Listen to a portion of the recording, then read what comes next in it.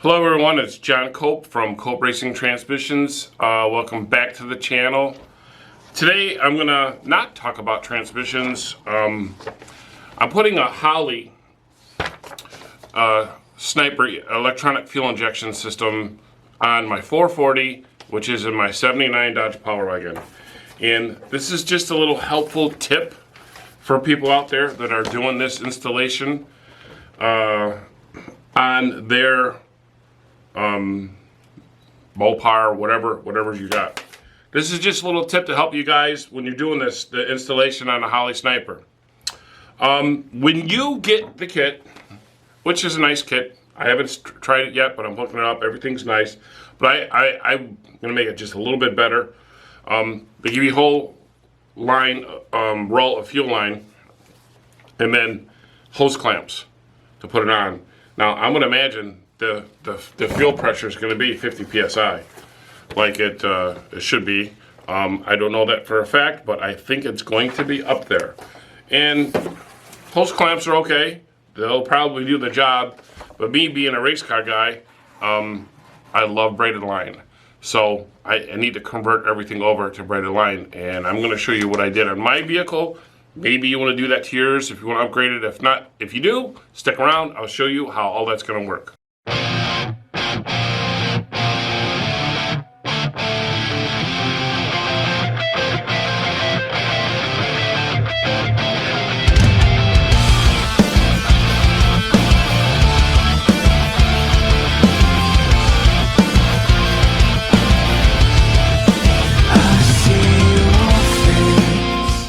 In the instructions from Holley, they lay everything out. First off, I decided to go with the fuel pump outside the tank instead of the fuel pump inside the tank. And the main reason I did that is I did that so if I need to get to repair, fix, replace the fuel pump on the side of the road, I do not have to take the tank down. The fuel pump comes with these really nice brackets to mount on the side of the frame rail, and that's how I'm going to do it. So that's why I went with the pump outside the fuel tank instead of inside the fuel tank. So what I'm going to do is I'm going to show you the fittings I'm using that will be on. There's going to be 2 fuel filters, and they supply you that in the kit. One pre the pump and one after the pump. They're different microns. However, in the racing world, they sell these fuel filters with AN fittings.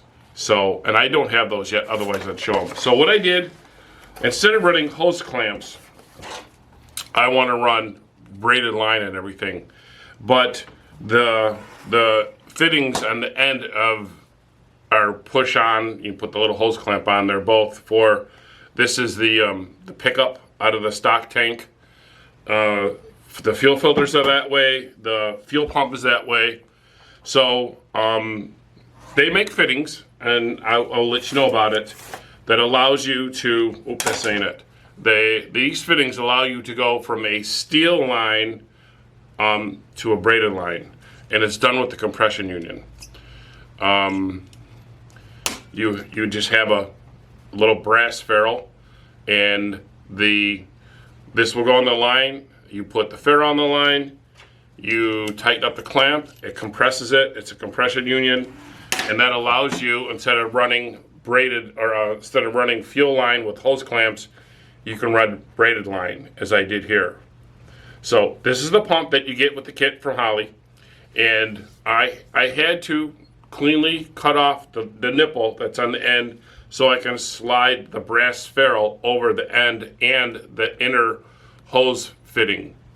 And then once you slide it on there, you just tighten it until it compresses. And now, instead of having a hose clamp on your fuel lines, you can hook up your fuel line with braided line. And I'm going to do this from the tank to the first fuel filter, to the fuel pump, to the second fuel filter, to the injection on the manifold, and then to the return line. I'm also going to do that on the pickup. So this is a 79 Dodge Power Wagon. this one is 1/2 inch, and this one is 5/16. The one on the fuel pump is 3/8. And you can get these fittings anywhere.